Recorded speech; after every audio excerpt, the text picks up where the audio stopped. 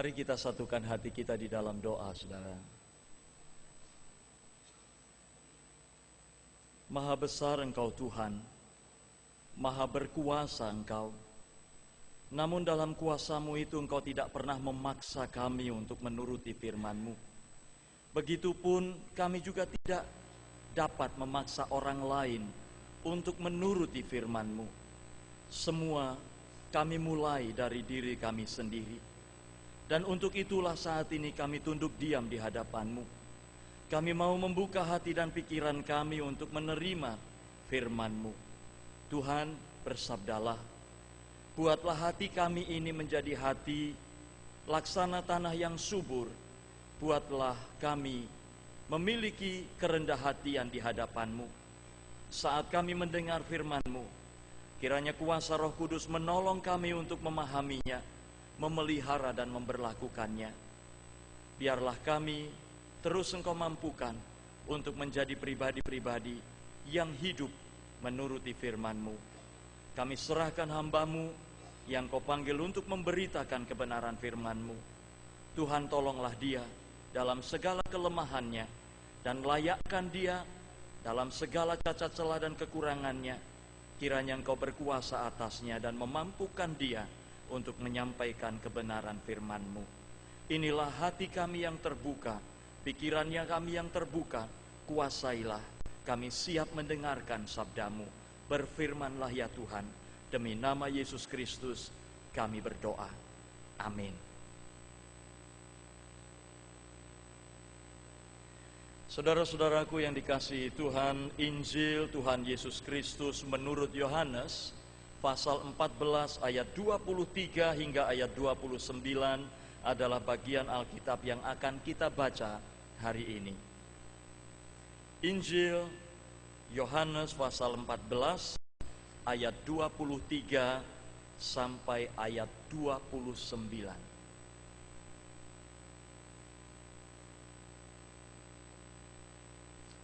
Jawab Yesus, "Jika seorang mengasihi aku, ia akan menuruti firman-Ku. Dan Bapa-Ku akan mengasihi dia, dan kami akan datang kepadanya dan diam bersama-sama dengan dia. Barang siapa tidak mengasihi aku, ia tidak menuruti firman-Ku. Dan firman yang kamu dengar itu bukanlah daripadaku, melainkan dari Bapa yang mengutus aku. Semuanya itu kukatakan kepadamu selagi aku berada bersama-sama dengan kamu. Tetapi penghibur, yaitu Roh Kudus, yang akan diutus oleh Bapa dalam namaku, dialah yang akan mengajarkan segala sesuatu kepadamu dan akan mengingatkan kamu akan semua yang telah kukatakan kepadamu. Damai sejahtera kutinggalkan bagimu, damai sejahteraku kuberikan kepadamu.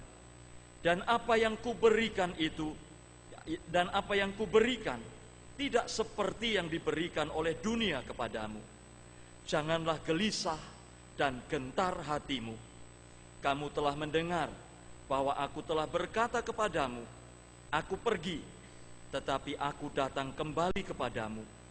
Sekiranya kamu mengasihi aku, kamu tentu akan bersuka cita karena aku pergi kepada Bapa-Ku, sebab Bapa lebih besar daripadaku. Dan sekarang juga aku mengatakannya kepadamu sebelum hal itu terjadi, supaya kamu percaya apabila hal itu terjadi." Demikianlah firman Tuhan. Berbahagialah setiap kita yang mendengarkannya dan yang memeliharanya. Haleluya.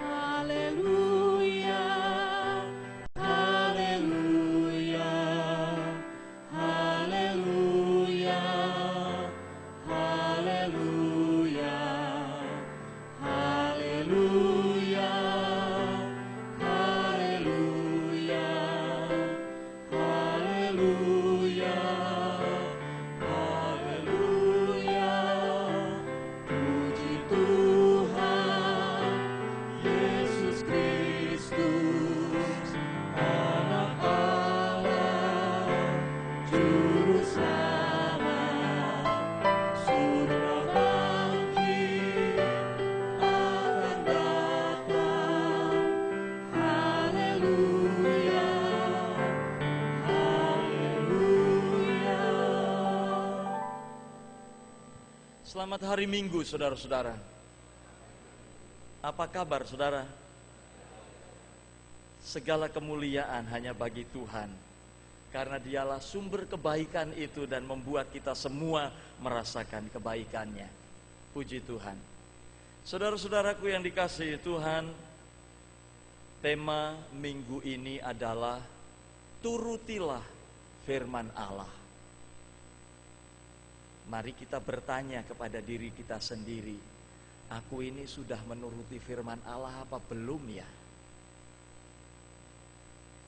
Saudara, firman yang tadi kita baca, bagian dari Yohanes 14, kita membaca ayat 23, ayat 29 tadi, itu firman yang diucapkan oleh Tuhan Yesus pada malam terakhir sebelum kematiannya. Pada malam terakhir itu Tuhan Yesus menghabiskan waktu malam itu bersama para muridnya. Terjadi dialog di antara mereka, terjadi tanya jawab di antara mereka. Tetapi yang jelas pada malam itu ada dua elemen penting yang ia nyatakan kepada para murid. Dua elemen penting yang akan terjadi pada para murid. Dan itu menjadi sebuah realitas yang sulit dipahami oleh para murid. Apa dua elemen penting itu, saudara?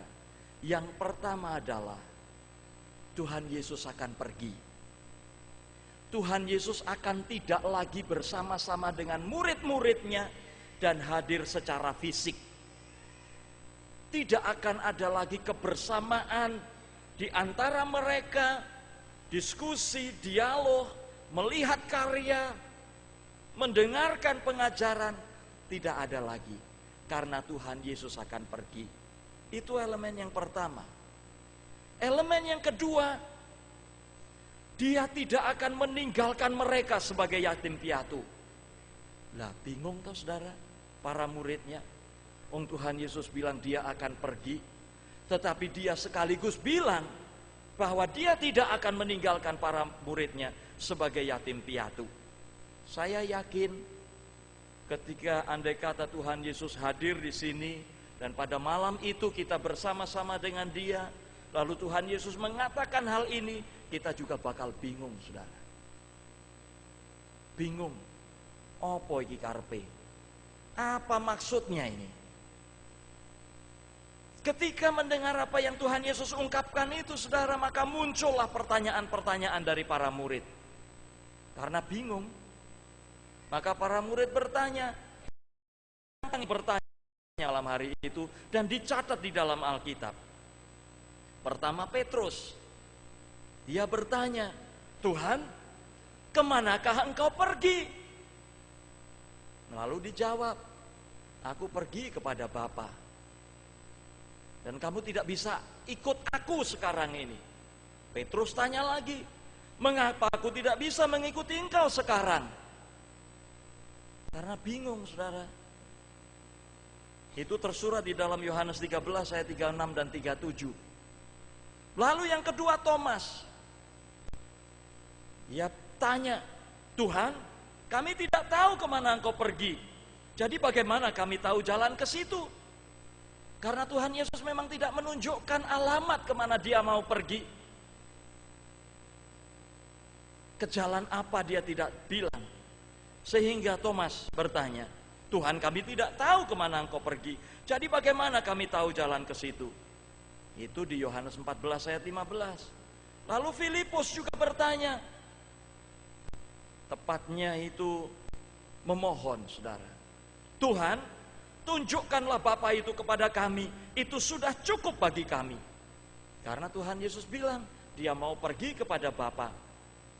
Kalau yang lain tanya alamat, Dia cukup minta, Tuhan tunjukkan saja Bapa itu kepada kami, itu sudah cukup bagi kami. Yohanes 14 ayat 8. Lalu satu lagi pertanyaan dari Yudas yang bukan Iskariot. Karena ada dua Yudas, satu Iskariot, satu bukan Iskariot. Dia bertanya, Tuhan, apakah sebabnya? Maka engkau hendak menyatakan dirimu kepada kami dan bukan kepada dunia. Di ayat 22 pertanyaan Thomas itu. Karena di ayat 21 Tuhan Yesus berkata, barang siapa memegang perintahku dan melakukannya, dialah yang mengasihi aku. Dan barang siapa mengasihi aku, ia akan dikasihi oleh Bapa-Ku, dan aku pun akan mengasihi dia dan akan menyatakan diriku kepadanya. Di ayat 18-19 Tuhan Yesus bilang, aku tidak akan meninggalkan kamu sebagai yatim piatu. Aku datang kembali kepadamu, tinggal sesaat lagi, dan dunia tidak akan melihat aku lagi, tetapi kamu melihat aku, sebab aku hidup dan kamu pun akan hidup. Saudara-saudaraku, bingung. Itulah yang dialami oleh para murid. Para murid sungguh tidak memahami apa yang Tuhan Yesus ungkapkan. Sehingga dalam permohonannya, Yudas yang bukan Iskariot itu berharap Tuhan Yesus mengungkapkan rahasia, memberikan kepada para murid pengetahuan yang mungkin disembunyikan atau tidak dinyatakan kepada dunia. Tetapi dia pengen tahu apa itu. Bahasa sekarangnya itu kepo, saudara. Dan tidak salah kepo pada Tuhan Yesus. Tanya wong pengen tahu. Dan ayat-ayat yang kita baca tadi adalah jawaban Tuhan Yesus untuk pertanyaan-pertanyaan itu. Dan jawaban Tuhan Yesus ini kelihatannya seperti tidak menjawab pertanyaan itu, saudara. Tetapi itulah cara Tuhan menjawab pertanyaan. Dia sangat jarang straight to the point. Dia selalu memberikan penjelasan. Itulah cara dia menjawab, juga dengan perumpamaan-perumpamaan. Tetapi malam hari ini dia tidak menjawabnya dengan perumpamaan. Saudara-saudara, tidak ada maksud Tuhan Yesus menyembunyikan sesuatu dari dunia ini. Tetapi yang Tuhan Yesus inginkan adalah para muridnya memahami dengan sungguh apa yang sesungguhnya Tuhan Yesus kehendaki. Tuhan Yesus mau para muridnya memiliki dasar yang kokoh sepeninggal Tuhan Yesus. Karena mereka Tuhan siapkan untuk menjadi sebuah komunitas baru yang akan menyatakan kepada dunia ini arti kehadiran Yesus di tengah-tengah dunia. Tuhan Yesus tidak akan berkarya lagi. Dia siapkan sebuah komunitas baru berawal dari 12 murid yang kemudian satu mengkhianati dia, supaya para murid ini memiliki fondasi yang kokoh dan dimampukan menyatakan kepada dunia ini apa sesungguhnya maksud kedatangan Tuhan di tengah-tengah dunia. Saudara-saudaraku yang dikasihi Tuhan, pernyataan yang Tuhan Yesus sampaikan pertama-tama memang bukan bagi dunia, tetapi pertama-tama bagi para pengikutnya. Dan kita termasuk di dalamnya. Diawali dari 12 orang yang kemudian satu meninggalkan Tuhan Yesus itu. Tentang apa? Tentang bagaimana para pengikutnya mencintai dia dan seperti apa mencintai dia itu. Dan oleh itu dunia akan melihat apakah para pengikutnya menepati janjinya atau tidak. Saudara-saudaraku, lalu seperti apa? Atau bagaimana para murid, kita semua sebagai pengikut Tuhan Yesus, mengungkapkan cinta kita kepada Yesus, sehingga dunia tahu arti kehadiran Yesus bagi dunia ini. Seperti apa? Sebenarnya tidak perlu penjelasan, saudara. Karena Tuhan Yesus sudah mengungkapkan dengan bahasa yang sangat lugas dan gamblang. 3 kali dia ulang. Di ayat 15, Tuhan Yesus katakan, jikalau kamu mengasihi aku, kamu akan menuruti segala perintahku. Di ayat 21 dia katakan, barang siapa memegang perintahku dan melakukannya, dialah yang mengasihi aku. Menjadi awal bacaan kita di ayat 23, Tuhan Yesus tegaskan lagi, jika seorang mengasihi aku, ia akan menuruti firman-Ku. Saudara-saudara, mungkin kita akan bertanya, Tuhan, perintah yang mana? Firman yang mana yang harus aku ikuti? Yang harus aku turuti? Tetapi firman Tuhan memang tidak bisa dipisah-pisah, saudara. Dan hal yang terbesar yang harus dinyatakan dan diteladankan kepada dunia ini, sehingga dunia ini menjadi dunia baru yang penuh damai sejahtera, adalah kasih. Kasih, saudara. Mari kita bertanya kepada diri setiap kita, apakah di dalam hidupku aku sudah menyatakan kasih Tuhan itu? Mari kita mulai dari lingkup yang terkecil di dalam kehidupan kita. Saudara, lingkup terkecil apa yang Tuhan izinkan kita bentuk di dalam kehidupan ini, saudara?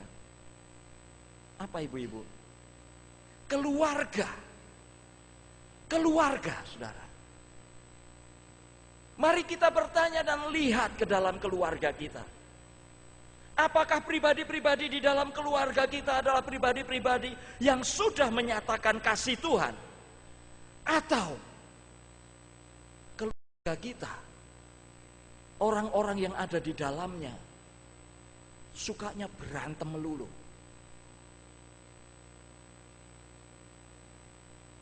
Apakah keluarga kita adalah keluarga yang pribadi-pribadinya mengungkapkan kasih Tuhan,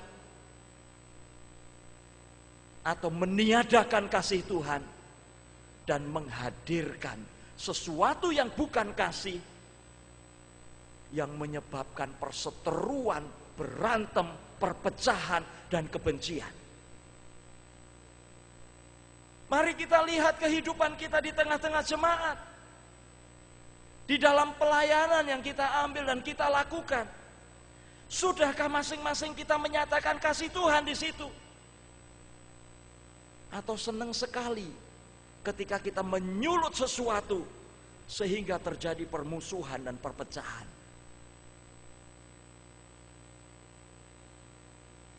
Mari kita lihat kehidupan kita di tempat kita bekerja, di tengah kehidupan kita bermasyarakat. Sudahkah kita menghadirkan kasih itu di tengah-tengah kehidupan ini? Saudara-saudaraku, saling mengasihi, itulah yang Yesus mau tinggalkan, sehingga ia teladankan kepada para murid. Dan itulah yang Yesus nyatakan kepada para murid sebagai tindakan yang tidak pernah dipikirkan oleh para murid di malam terakhir ketika dia bersama-sama dengan para murid. Tindakan apa yang Yesus lakukan di malam terakhir itu, saudara? Apa, saudara? Kamis putih, mencuci kaki para muridnya. Para murid itu belum pernah sekalipun barangkali kakinya dicuci oleh orang lain. Tetapi Yesus yang adalah Tuhan dan Guru pada malam hari itu, dia sing-singkan dengan bajunya, dia ikat satu sabuk, dia ambil baskom, dia basuh kaki para muridnya, dan dia katakan, jika aku yang adalah gurumu mencuci kakimu, maka kamu wajib saling mengasihi. Itulah teladan yang dia tinggalkan malam hari itu, mencuci kaki mereka. Yesus sedang mempersiapkan sebuah komunitas baru, komunitas yang erat di dalam persekutuan, komunitas yang saling mengasihi, komunitas yang tidak mencari kepentingan diri sendiri atau keuntungan diri, komunitas yang penuh kasih, komunitas yang saling melayani dan bukan saling memanfaatkan. Jauh dari saling memanfaatkan. Saudara-saudara, Yesus membuat pemahaman tentang kasih pada malam itu begitu jelas, begitu gamblang, kristal clear. Mencintai atau mengasihi Yesus adalah kasih dalam tindakan, love in action. Itu yang dia ajarkan. Bahasa cinta Yesus adalah tindakan melayani di dalam kasih. Acts of service in love. Itu yang Yesus ajarkan pada malam hari itu. Dan itu yang Yesus ingin sungguh dikenang, diwarisi, dan dilakukan oleh para muridnya. Saudara-saudaraku yang dikasihi Tuhan, menjadi bagian dari komunitas baru, komunitas kasih yang menginspirasi dunia untuk tumbuh di dalam kasih, untuk mengenal cinta kasih, bukan sesuatu yang mudah di dalam kehidupan kita. It is not easy. Tidak ada seorang pun yang mampu mengasihi Yesus jika dia tidak mampu merasakan kasih Bapa yang begitu besar yang dinyatakan oleh Bapa melalui Yesus. Kuncinya adalah merasakan kasih itu. Bagaimana seseorang tidak merasa dikasihi lalu dia bisa mengasihi? Hanya ketika kita sebagai para murid Yesus mampu mengasihi kasih yang begitu besar, maka itulah benih buat kita untuk mampu mengasihi Yesus. Saudara-saudaraku yang dikasihi Tuhan, apa yang Yesus katakan dan nyatakan, baik lewat tindakannya maupun lewat firman-Nya, adalah mutiara yang begitu berharga di dalam kehidupan ini. Bukan hanya bagi para murid, tetapi bagi dunia ini. Dan itulah wasiat sekaligus warisan yang harus dijaga oleh para murid dan dilaksanakan oleh para murid, termasuk kita. Itu pesan yang dia tinggalkan sebelum dia pergi meninggalkan para murid. Dan setelah semuanya selesai, setelah karyanya di bumi ini selesai, dia berjanji tidak akan meninggalkan para murid sebagai yatim piatu. Lalu siapa yang akan menggantikan Yesus sepeninggal Yesus secara fisik itu? Yesus mengatakan, dialah penghibur, Roh Kudus. Dialah yang akan mengambil tempat Yesus. Dialah yang akan berkarya dengan cara yang berbeda dari cara Yesus berkarya. Dia tidak lagi dibatasi oleh ruang dan waktu. Dia bisa ada di mana saja, kapan saja. Dialah yang senantiasa, terus-menerus, tanpa putus mengajarkan dan mengingatkan kita semua dan para murid Yesus di awal-awal kekristenan akan segala sesuatu yang Kristus sudah sampaikan, yang Kristus sudah ajarkan di dalam kehidupan para muridnya dan juga kita.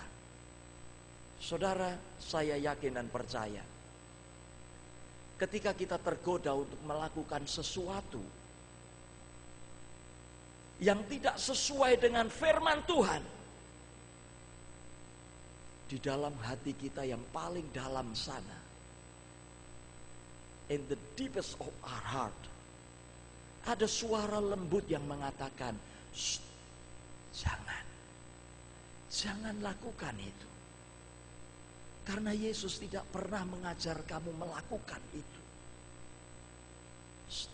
Jangan lakukan itu. Itu tidak sesuai dengan firman-Nya. Bukankah kamu dikehendaki untuk hidup sesuai dengan firman-Nya? Jangan lakukan itu. Kamu mengasihi Yesus apa enggak? Bukankah kamu mengasihi Yesus? Kalau kamu mengasihi Yesus, turutilah firman-Nya. Suara lembut itu, saudara, akan mengusik dan menggelisahkan hati saudara dan saya. Manakala kita tergoda untuk melakukan sesuatu yang Yesus tidak kehendaki. Saudara-saudaraku yang dikasihi Tuhan, siapapun saudara, apapun jabatan saudara, dari manapun saudara datang dan apapun latar belakang saudara, jika saat ini saudara mengambil dan menetapkan komitmen untuk mengasihi Yesus lebih dari sebelum saudara mendengar firman sore hari ini,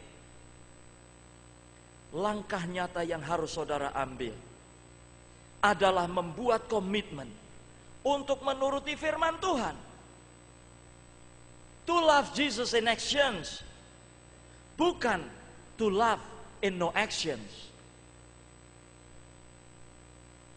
Bohong kalau kita bilang I love you, tetapi kita tidak melakukan sesuatu yang menjadi bukti dari I love you itu. Jesus, I love you. Kayak apa cintamu? Ya ini cintaku dengan sepenuh hatiku. Buktikan cintamu. Dengan apa Tuhan? Turuti firman-Ku.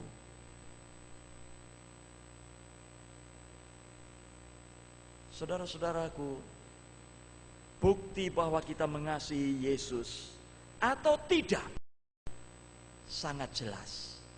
Sangat jelas. Tuhan Yesus sendiri mengatakan, jika seorang mengasihi aku, ia akan apa saudara? Akan apa saudara? Menuruti firman-Ku. Barang siapa tidak mengasihi aku, ia tidak menuruti firman-Ku. Saudara, kita bisa memulai mengasihi Yesus dalam kondisi yang tidak begitu baik. Tuhan, aku dulu ini bejat.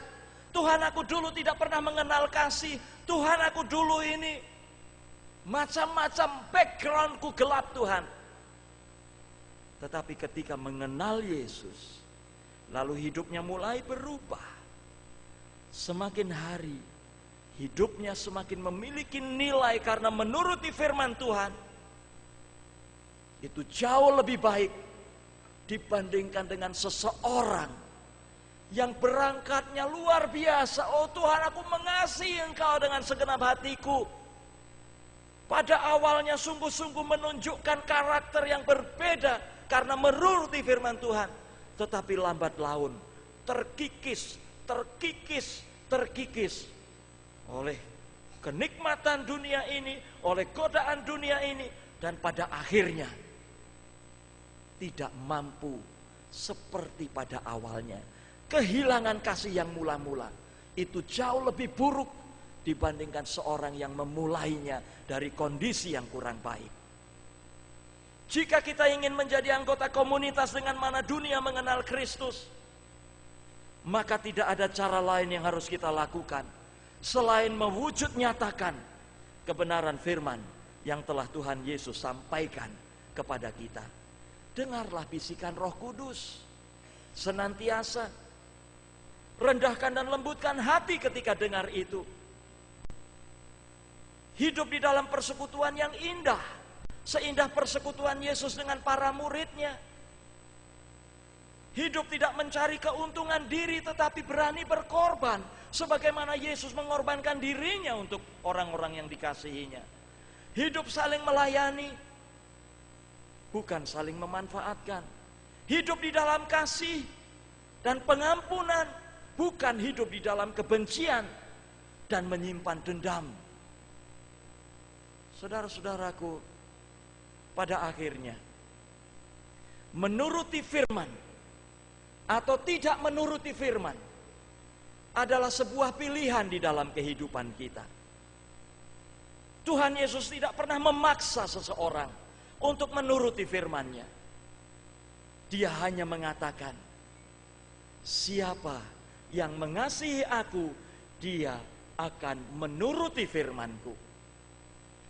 Siapa yang tidak mengasihi aku, dia tidak akan menuruti firman-Ku.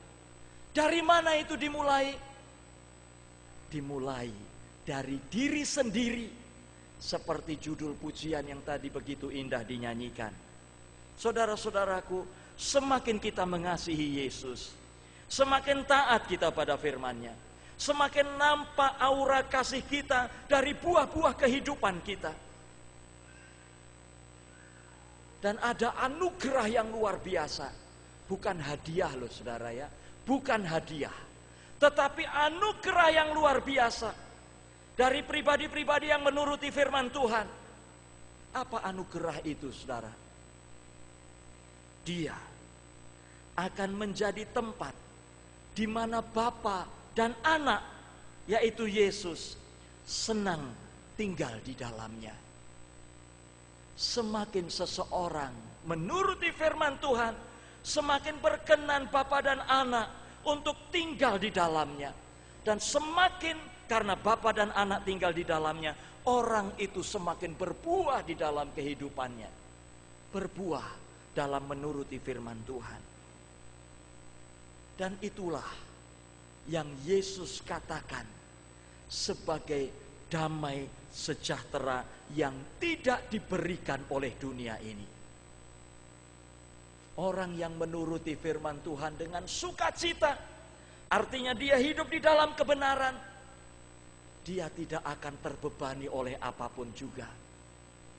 Dia tidak akan terbelenggu oleh apapun juga. Hidupnya akan merasa damai dan sejahtera, dan itulah damai sejahtera yang sejati. Saudara-saudaraku, selamat menuruti firman Tuhan. Tuhan memberkati firman-Nya. Tuhan memberkati kita semua. Amin.